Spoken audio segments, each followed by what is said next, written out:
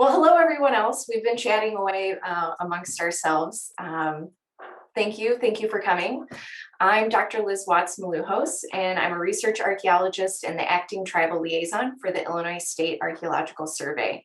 I'll be the moderator for today's lecture. On behalf of the Illinois State Archaeological Survey and my co-organizer, Dr. Erin Benson, again, welcome and thank you for joining us this afternoon.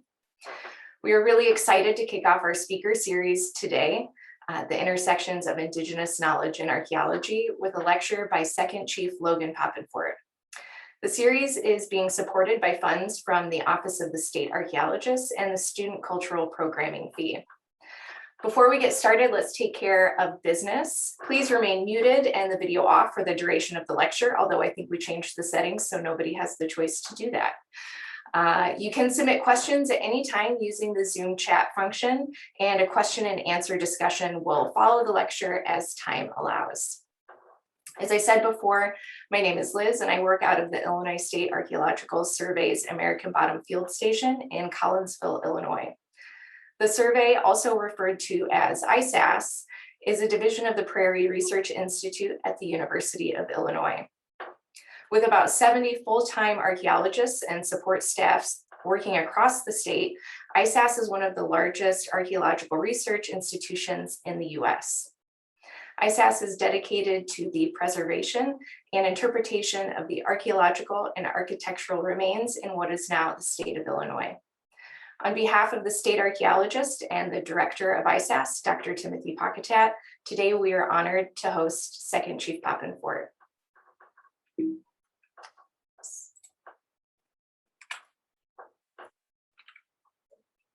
Before I continue, we would like to recognize that the university and ISAS are located on the ancestral homelands of several tribes. We recognize and acknowledge that we are in the lands of the Peoria, the Kaskaskia, Piankashaw, Wea, Miamia, Mascoutin, Ottawa, Sauk, Meskwaki, Kickapoo, Potawatomi, Ojibwe, Chickasaw, and other nations. These lands were the traditional territory of these Native nations prior to their forced removal, and these lands continue to carry the stories of these nations. This acknowledgement and the centering of Native peoples is just a start as we move forward for the next 150 years. Now, I would like to introduce UIUC's Vice Chancellor of Research and Innovation, Dr. Susan Martinez. Thank you very much, Liz. I'm really happy to be with you today as we kick off this very special speaker series. It is my distinct honor to have the second chief of the Peoria Nation, Logan Pappenfort, with us today. Logan Pappenfort was elected the second chief of the Peoria Tribe of Indians of Oklahoma in 2018 and was re-elected for a second term just last week. So congratulations again. Second Chief Pappenfort has also served the Peoria tribe as the Director of Cultural Preservation and NAGPRA, the Director of Elder Care, and the Director of Special Projects. Clearly a life of service, and we're really appreciative to hear that. Second Chief Pappenfort earned a bachelor's degree from the Department of Anthropology and Archaeology at Kansas State University and completed an archaeological field school at the 16,000-year-old Cooper's Ferry site in western Idaho. Second Chief Pappenfort frequently leads educational and outreach initiatives to introduce Peoria youth to the histories and traditional practices of the Peoria tribe. Second Chief Pappenfort, on behalf of the entire campus, Vice Chancellor for Diversity, Equity, and Inclusion, Dr. Sean Garrick, and I are pleased to welcome you to the University of Illinois at Urbana-Champaign, even if it's a virtual visit. It is wonderful to have you here to share your expertise as we consider the intersections of Indigenous knowledge and archaeology, especially because the Peoria are traditional stewards of the lands on which the university sits. These conversations are so very important to our campus community, and I cannot think of a better way to launch this speaker series than having a tribal leader share this perspective. Thank you. I'd like to turn over the virtual podium to Second Chief Pappenfort.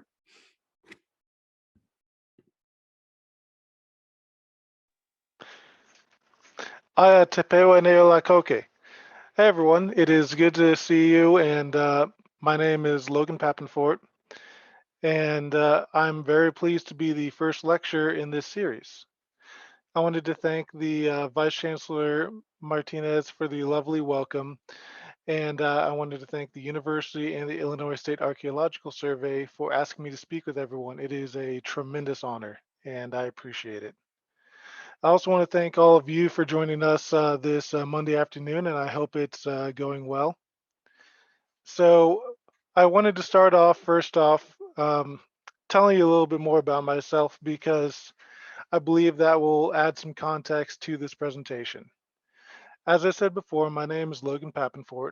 I'm the second chief of the Peoria tribe, and I am the director of the Cultural Preservation Department of the Peoria Tribe of Indians of Oklahoma. So to give you some more context, I am a tribal member. Um, and I've always been incredibly fascinated with the history of my tribe from time when I was very little. And so that's what led me to begin this journey to where I am in front of all of you. Growing up, I had this intense thirst for knowledge about history. And so that is what led me to pursue a career in anthropology and archaeology. And I was fortunate enough to been given the opportunity straight out of my undergraduate school to have been been gotten an opportunity in my tribe. And so since 2015, I've been working in the efforts of cultural preservation. And with that comes education outreach, as the Vice Chancellor mentioned.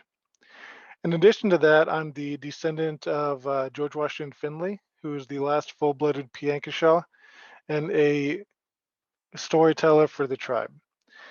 That's something I am extremely proud of, and I try to carry his tradition with me even to this day.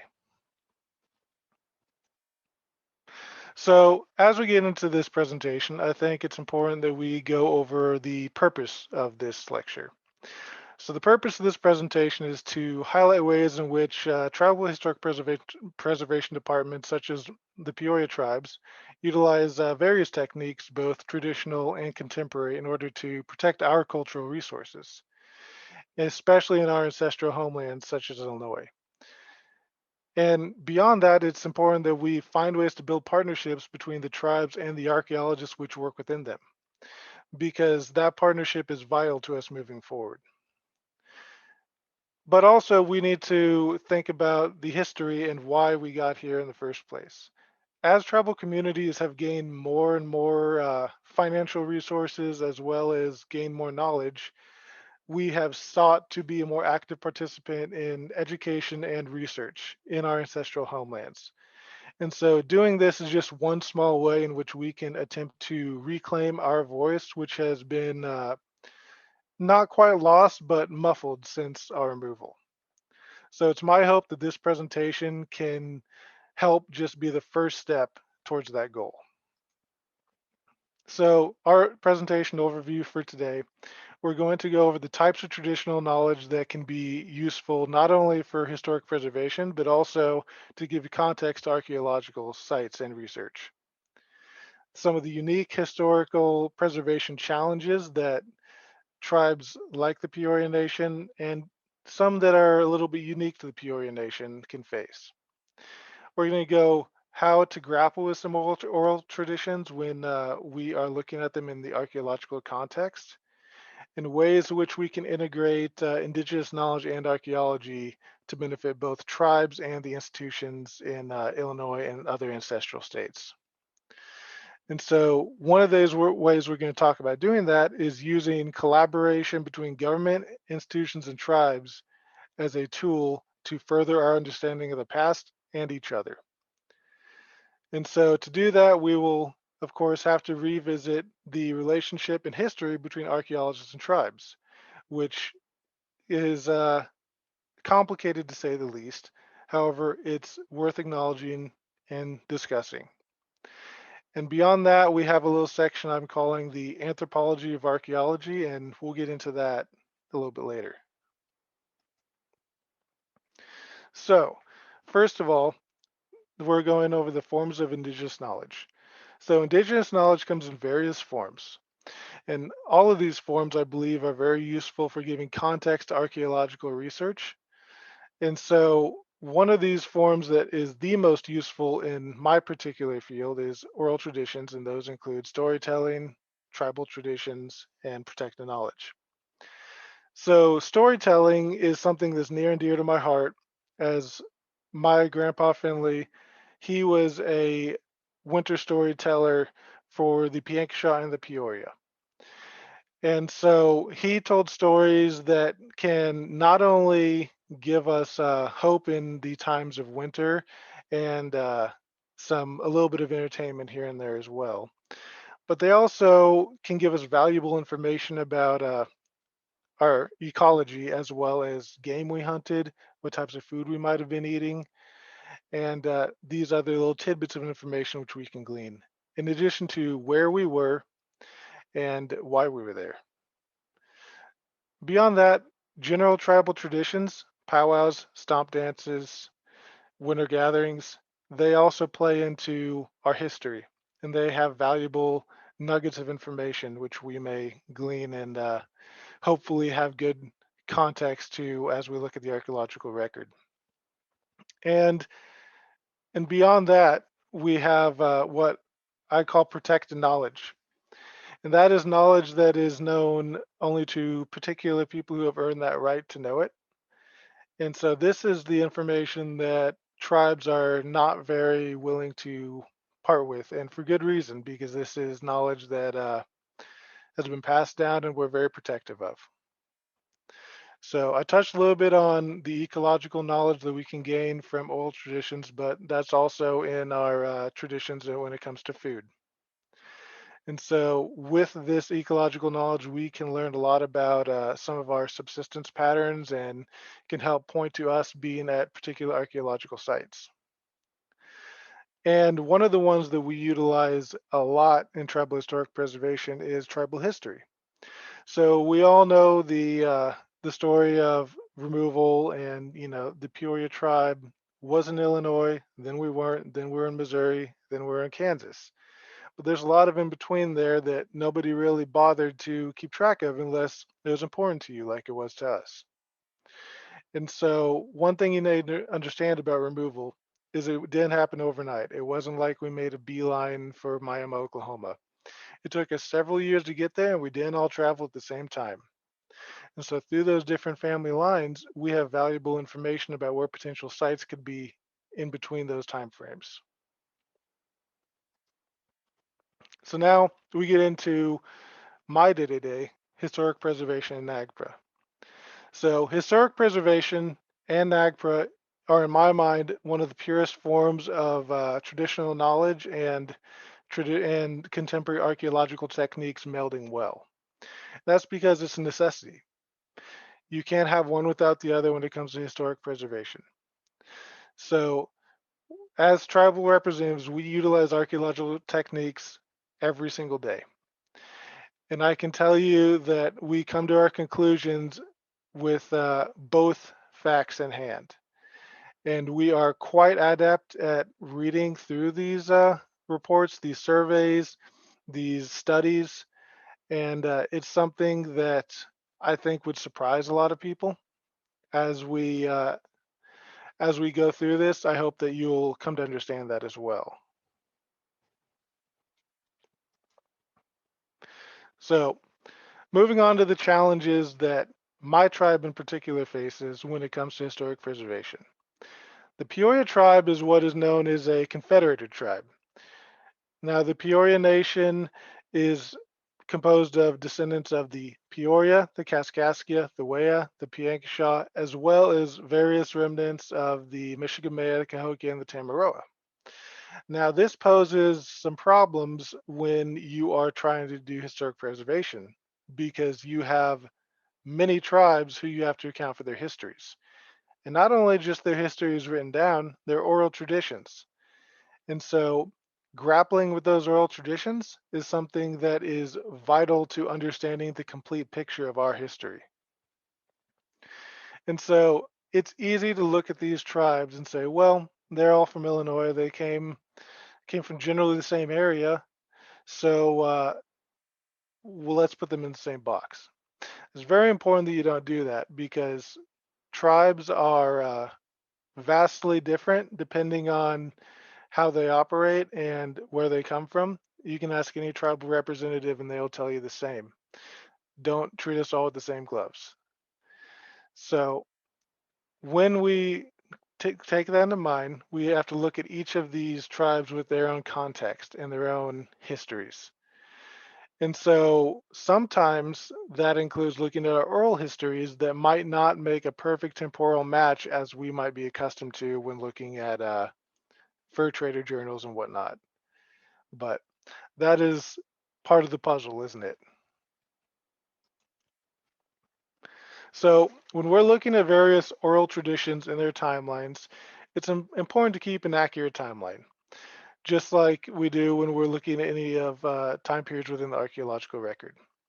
So what we can do is we can utilize these oral traditions and support them with the archaeological record and site reports, as well as looking at the village sites and try to paint a complete picture. So the location of these sites is vitally important to not only archaeology, but also to tribal historic preservation offices in order to protect our cultural resources and be good stewards of our ancestral land, which is the goal for all of us. So how do we do that?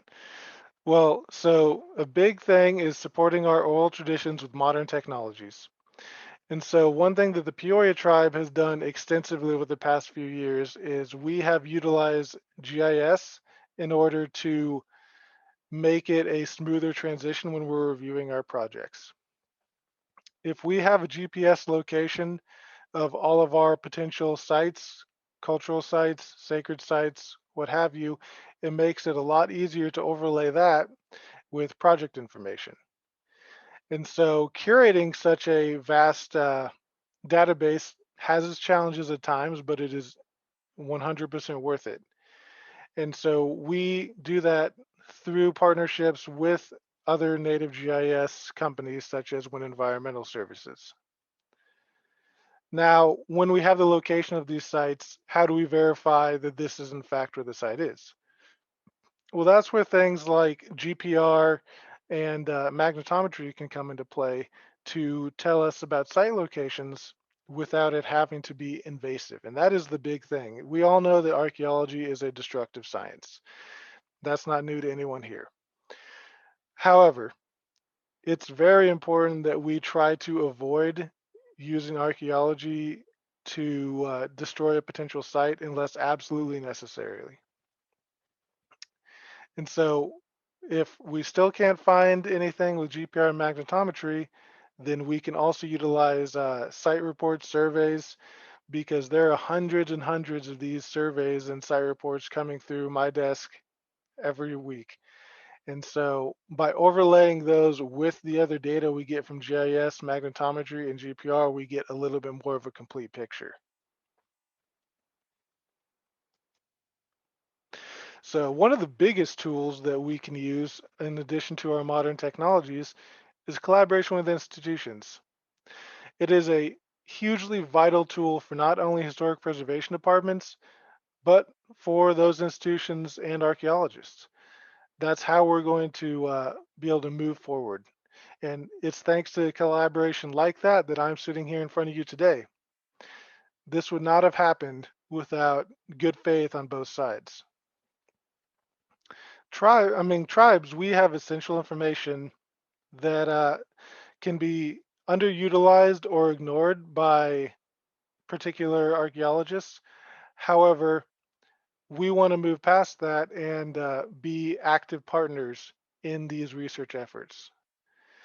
And so that is necessary that tribes and archaeologists work in tandem towards the future, as opposed to what will sometimes happen where tribes will be offered to be site monitors. Being a site monitor is good, but it's not exactly good faith.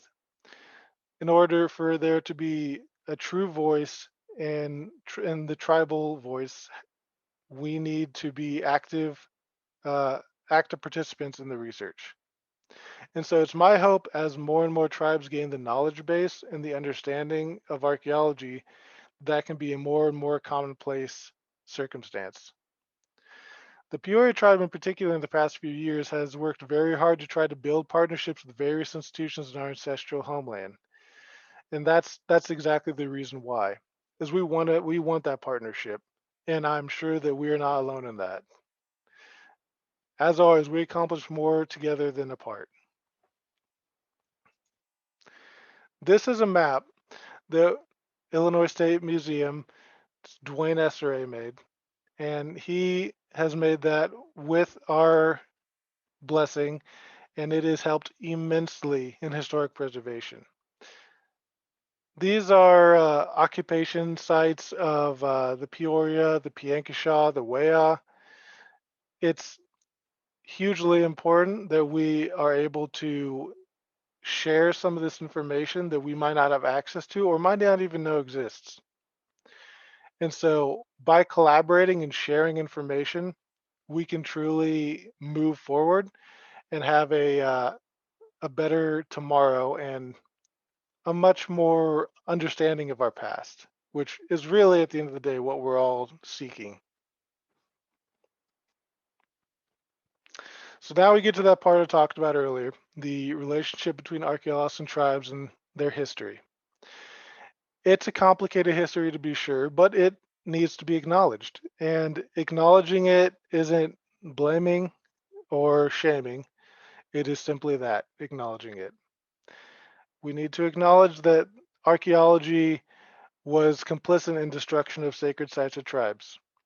And tribes need to acknowledge that that happened. In order to be collaborative partners, we need to move forward in cooperation. Another big thing is the misrepresentation of tribes in educational centers.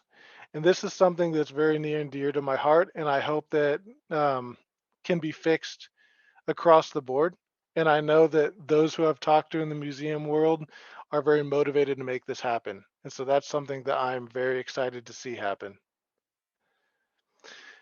And so this one is becoming less and less common, but it's worth bearing in mind, is a lot of time researchers will look at tribes as obstacles rather than assets. And what I mean by that is, particularly when it comes to NAGPRA, there are researchers who are like looking at tribes as us trying to put up roadblocks with our traditions and our spirituality. And that's not the case. It's just a frame of reference that everyone needs to understand each other. And I believe if we make an effort to understand each other, we can get there and it will benefit both parties immensely. And that moves me on to my next point, that many times a lot of these experts in the field are basing a lot of the context of these sites off some biased colonial ethnographic accounts by fur traders or settlers that feels a little bit misguided, to say the least, because we have accounts as well, and it seems prudent that you might ask those who you're trying to study about their opinion. Not to say that the context of those settlers is not important and valuable, but in collaboration with oral traditions, it can truly make a more complete picture. So, the anthropology of archaeology is something I've thought about a lot. Archaeology is a study of human past using material remains. That's something we all know to be true. At least in North America, archaeology is categorized under the holistic discipline of anthropology.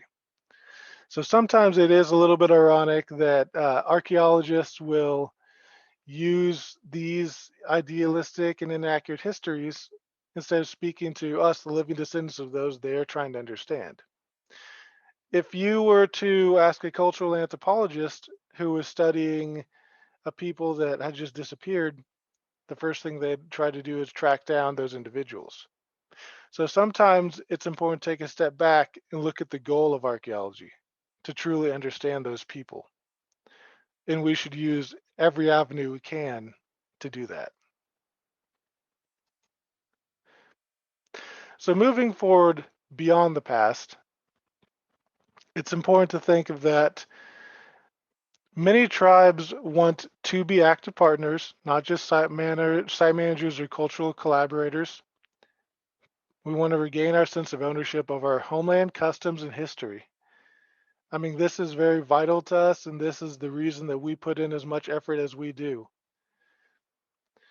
And working with tribes should be the norm. We've seen a lot of new normals this past year. So this is the new normal I would love to see in archaeology. I would love to see working with tribes just be expected. And if you aren't working with tribes, there's something wrong. So hopefully in my lifetime, I get to see that it be the expected outcome instead of institutions being extraordinary for seeking out tribes. So in conclusion, my final thoughts are this: Indigenous traditional knowledge is an asset to be considered in archaeological research. Tribal historic preservation work naturally melds both traditional and contemporary research methods. So ask tribal historic preservation offices. We're very familiar with how to meld those two technologies together in a very unified way. And I'm sure that future lecturers will have much more to say on that topic. It is important to keep various tribal oral traditions in mind when dealing with several tribal nations at work. If you work in NAGPRA, this is vital because you're going to have several different tribes with all different traditions all talking to you about the same site. And we tribes generally work very well together, but it's important to keep in mind our different traditions and histories. And this is a big one. Utilize archaeological methods to support oral traditions, not disprove, because they can work in tandem a lot better than they can against each other. Collaboration is the key tool to working towards the future and integrating both Indigenous knowledge and archaeology to be into a cohesive study. And so I hope that collaboration is something we see a lot in the future. And it's important to keep in mind the complex history we have between tribes and archaeologists because it is important and you need to acknowledge it, not hide from it, not bury it, just understand it. And lastly, remember the anthropology of archaeology because while archaeology is what many of us are interested in, and particularly in this lecture series, but the real goal we have is to understand the people of the past. And who knows the people of the past better than their descendants of the present? All right. Any questions? Thank you so much. We have several questions, many rolling in right now. So sorry if I seem scattered. Okay, we have one from John that asks, can you give an example of an instance where the combination of Peoria oral tradition and traditional knowledge with archaeology was particularly exciting or illuminating or successful? Yes. So there, and I can't give too many specifics about this, but I'll give a generalized overview. So we have several family lines that documented their time for after removal from St. Genevieve down through Missouri towards Peoria. And so we were looking at a historical site down there, and nobody was really quite sure who it belonged to. There were a couple tribes that were trying to argue that it was for them because that was their ancestral territory, but we were able to go with that oral tradition and family line and essentially point out that that family had been in that area and they knew of the grave sites of that cemetery. So that's one example in which oral tradition can help us. And it's kind of that one of those gaps in history where you might not necessarily have documented that that smaller group of Peoria citizens was traveling there, but we sure did. And so that's one way we can use archaeological methods as well as oral traditions in tandem. Excellent. Thank you. Okay, we have another question from Veronica. What is the best way to learn about the history of your tribe and others so that we can integrate these histories into our reports and move away from including only the Euro-American centric histories? So I think the best way to do that is, it's going to sound a little bit obvious, but talk to the tribes. So I'm fairly busy myself, but I will always take the time to talk about my history with anyone that calls and asks. And I know that sometimes that can be daunting to get through to them, but it is worth the effort. And no document is going to be able to tell you the history of the tribes better than them themselves. And so reach out to the tribal historic preservation officer, reach out to the leaders, reach out to the cultural committees. I'm sure they would be more than happy to share their history with you. And look for tribal conferences as well, so, things like To Bridge a Gap. I know for a fact that there are lots of tribal histories that are presented at that conference every year. So that could be one avenue for you. Excellent. Thank you for that information and advice for all of us. Okay, I have one from Ellen who asks, how would you like to see students involved in this collaborative work? So I would love to see students participating to volunteer for tribal work, because that's one thing that I really hope to see is students get more active on the tribal side.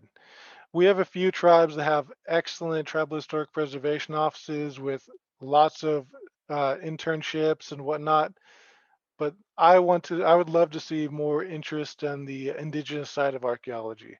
And it gives you perspective when coming to the other side as well. And at the end of the day, that's the goal, is to not have an us first them mentality.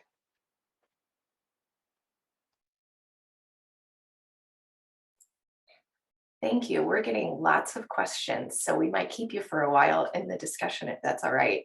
I'm just Yep, that's scrolling. fine. Great. Let's see. There's one. Oh, I was actually curious.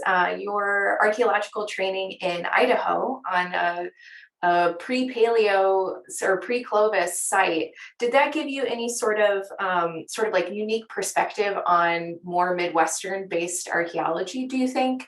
I've never done archaeology out west, so that was a personal question of mine. So the reason I took that field school is I wanted perspective, and I wanted to understand the archaeology of the West as well as the archaeology of the Midwest. And it gave me perspective about very early migration patterns and the peopling of the Americas and whatnot. Um, but that was the main reason why I worked at Cooper's Ferry, is I wanted true perspective, because I believe if you have multiple viewpoints, you can come to a better conclusion. Which is really what this is all about, actually, when you think about it. Yeah, thank you. Okay. Oh, here's a good sort of hypothetical. If you were not limited in time or money, and then in quotes it says, haha, this question's from Paula, by the way. What are some research questions or types of information that are priorities for the Peoria tribe? So one thing that I would love to know more about is the documented subsistence patterns and how they change throughout time at different Peoria sites. I'm very interested in seeing how that changed based on colonial expansion, and how those diets changed, how their way of life changed as, well, their way of life changed around them. So that's one thing that I would love to know more about on a personal level.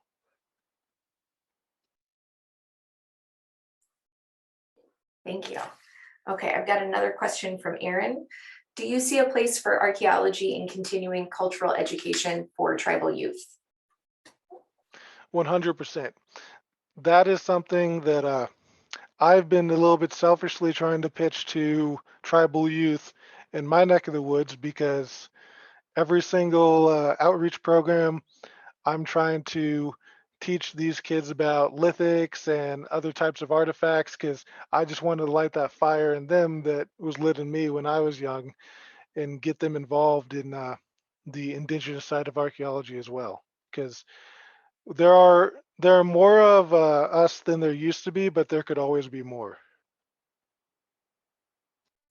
I guess I'll have a follow-up on that. Is there any way, well, of course there are ways, but what are some of the ways that that archaeologists could support you and the Peoria tribe in developing activities or anything you would need for these sort of like youth-based initiatives? So I think one of the best way is to make it so that the kids can understand it at their level.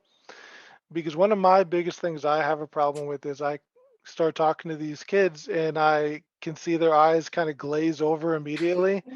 So I think collaboration with someone who understands how kids think and what engages them is important. And that's something I actually, I believe I asked ISM a year or so ago. We were trying to figure out a way to engage some of our tribal youth at our annual meeting with some more kid-friendly archaeological materials, because as I said, I was selfishly trying to get them a little bit more involved on that level. So I think if we can support the early education side of it and get them interested young without, boring them to death, then that's the key. Absolutely. And I'm going to go ahead and put everybody at ISAS on the hook because we definitely have some materials and activities for like K through 12, or especially the younger kids, that we could help with or send to you and work to get together on that. So that's another I'll be conversation. following up on that. Yes, please do. Let's see. I have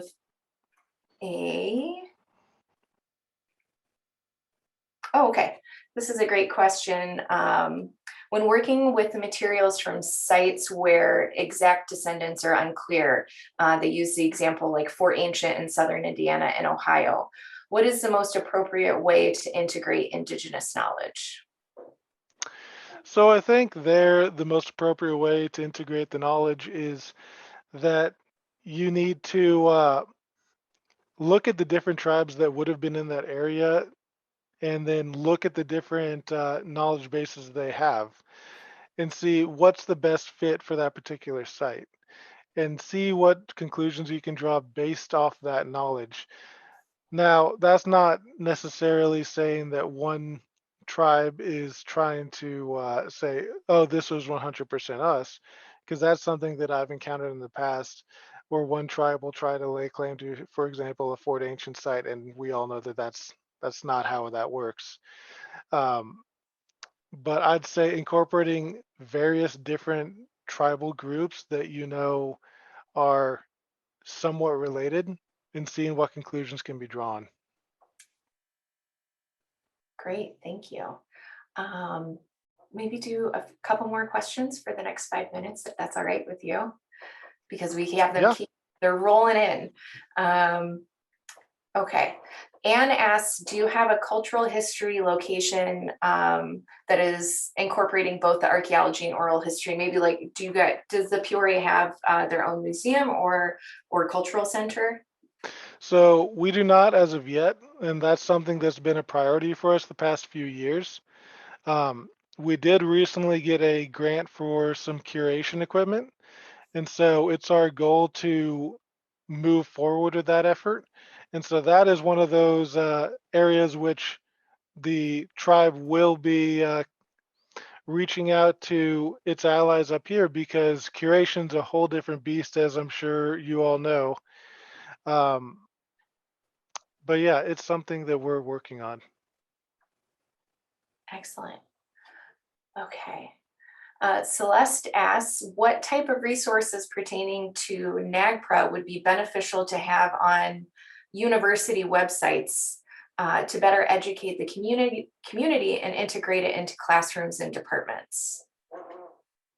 So I've seen a few really good NAGPRA infographics that kind of explain the process.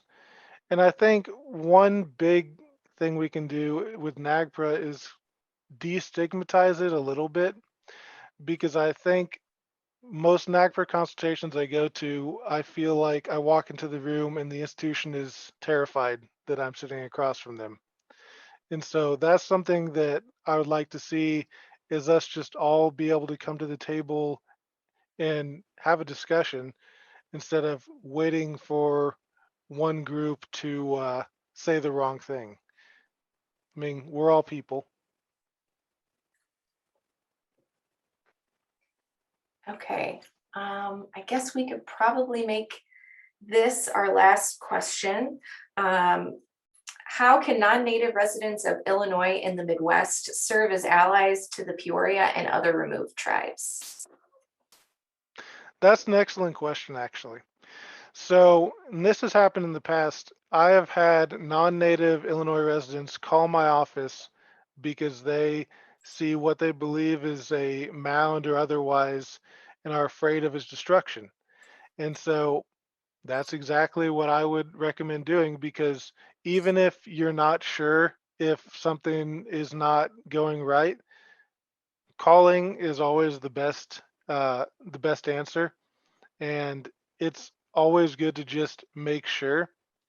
And beyond that, as a non-native Illinois resident, if you just will stand up for those natives that would like to be there but can't. One example is my assistant in my office. Her name is Karen Stand, and she is very native. She's affiliated with several tribes, but she's never had the opportunity to come up to Illinois. Never had the opportunity to go to her ancestral homeland. So the best thing you can do as a non-native resident is take care of Illinois, take care of our ancestral home. If you do that, that means the world to us.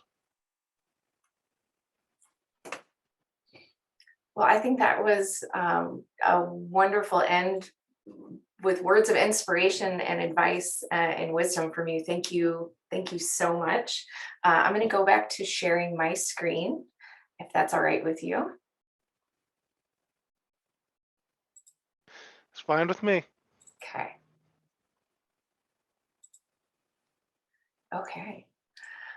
Well, on behalf of the Office of the Vice Chancellor of Research and Innovation, the Prairie Research Institute, the Illinois State Archaeological Survey, and the Office of the State Archaeologist, all of those things, thank you so much to Second Chief Pappenfort for this amazing talk and discussion. I really appreciated it, and I got so much out of it, and I can guarantee everybody listening did as well. So thank you very much. Thank you everyone in the audience for joining us and sending your questions and participating in the discussion. I do want to let you all know that this lecture was recorded and it will be posted on the ISAS YouTube page for further viewing, probably within the week or so. And before we sign off, I want to point you to our next event in the series, which is Monday, April 19th at 3 p.m. Central, another Monday, 3 p.m. talk. And we'll be hosting Diane Hunter, who is the Tribal Historic Preservation Officer for the Miami Tribe of Oklahoma. So thank you again to Second Chief Pappenfort, and we hope to see you all at our next event. So thank you, and everyone have a great evening.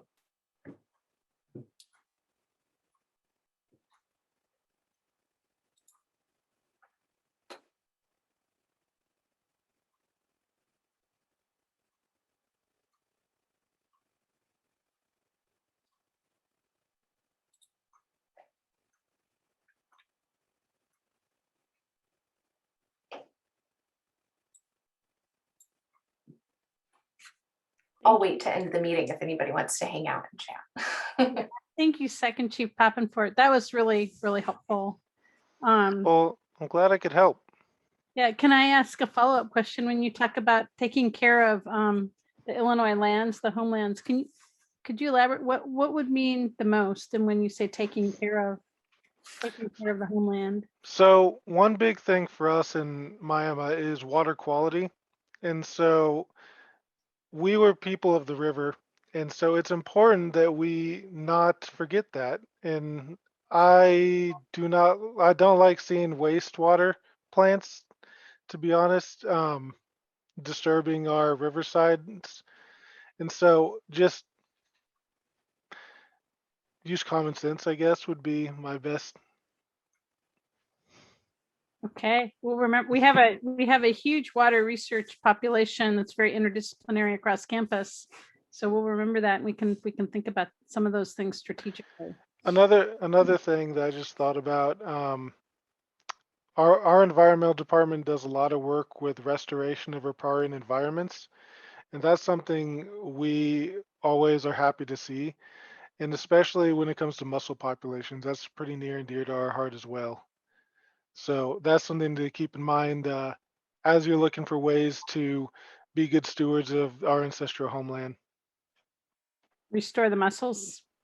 Yes, yes, absolutely. In fact, outside my office, I have a display case of all the native mussels in Illinois um, because they're very important to us. And they're good indicator species of the health of the ecosystem as well.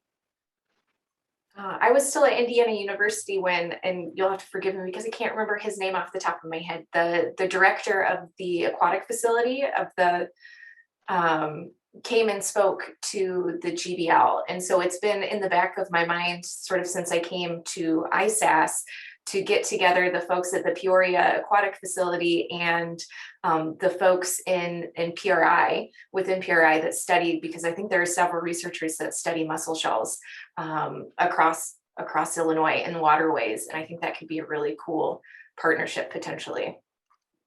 Absolutely. Jeff or Tim, can you? Maybe I should speak for Jeff. He would like that. What's going on? I'm trying. I cannot turn on my video, so I've tried, but Second Chief Pappenfort, I just wanted to say thank you very much. And it was an excellent talk. And I'll step aside here and see if Jeff, there he is. There I am. Okay. Sorry about that. Not a problem. It's okay. Second Chief Pappenfort, thanks for that presentation. That was really informative. I learned a lot in an area that is new to me. I'm an aquatic ecologist and fisheries ecologist by trade.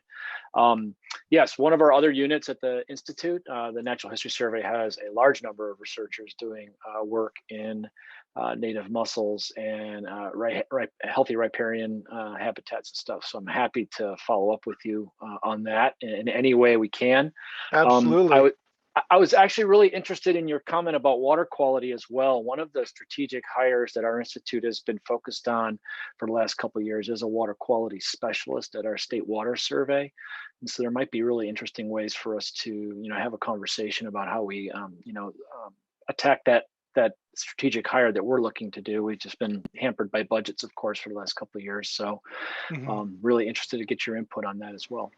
Yeah, absolutely. I'd love to chat with you some more about that sometime. And I know the environmental department is looking for work to do to get us up in Illinois. We're really trying to be more active up in Illinois recently. And unfortunately, 2020 didn't want that to happen, but hopefully 2021 will be different. Yeah, I think we're all hoping for that. Yeah. But yeah, it's good to meet everyone, and I'm glad you enjoyed the talk. And if anyone has any questions, feel free to let me know. Next step is bringing you to Champaign-Urbana. So I was there a few years ago, but I'd always be happy to visit again. Love to have you. Yeah, absolutely. Excellent. Well, thank you, everyone. Thanks for hanging out after and chatting. I guess I will go ahead and officially end the meeting. All right. Thank you. Everybody. Sounds great. Yes, thank you very much. Yes. Bye-bye.